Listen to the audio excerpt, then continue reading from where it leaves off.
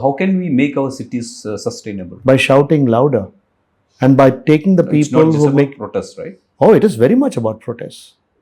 Because polite conversation doesn't seem to do the job. Delhi have been protesting for air pollution, air quality. Yeah. They're demanding good air. Yeah. But nothing seems to be happening. That is right. I think that what we are stacked up against is it's not an insignificant thing.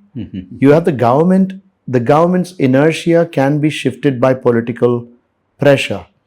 But the political pressure has to be more than the pressure that people with money can bring. I'm talking about big corporations can bring to bear tremendous pressure. In any case, governments are in the service of big corporations. They have to invite them into the city. Yeah. They have to say, my city is open for you. Look at this. I made my city beautiful. It is meant to be made beautiful for global investors. We will continue to convert our wetlands into industries. We will lay expressways across our wetlands. We will continue to build no new power plants, and that will not have any effect. We will have a desalination plant that will not have any effect on either the coastline or the sea. We will set up more and more data centers, but somehow we'll magically find water for people to drink. When protests happen, the authorities turn a blind eye. They turn a blind eye until they're not able to. So we have seen that happen in multiple places. So where good change happens, it happens despite the state. The state has not been part, really. If you look at it, the places that have been protected have not been protected by the state.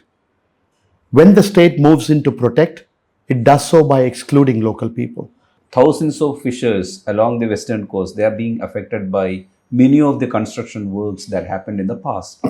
And nobody is listening to them. How can we find a solution?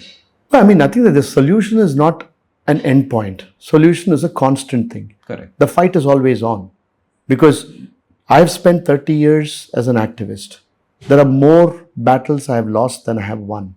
Even the ones I have won can become battles that you lose later on. Even the ones that I've lost can become opportunities for me to win again. So as I said, no victory is permanent and no loss either is permanent. So given that, it is not as if every single battle has been lost. In Atrapalli, things have been stopped for the longest time. Now probably the dam might come again. One doesn't know. A new fight will have to be fought. That is the nature of things. That's how it will be. That's how it should be. And it's not as if, we're moving towards, life is a telos and that we will move from here, from being primitive to becoming civilized and extremely evolved. I have not seen any signs of it. We are as barbaric as we were maybe 600, 1200, 1300 years ago.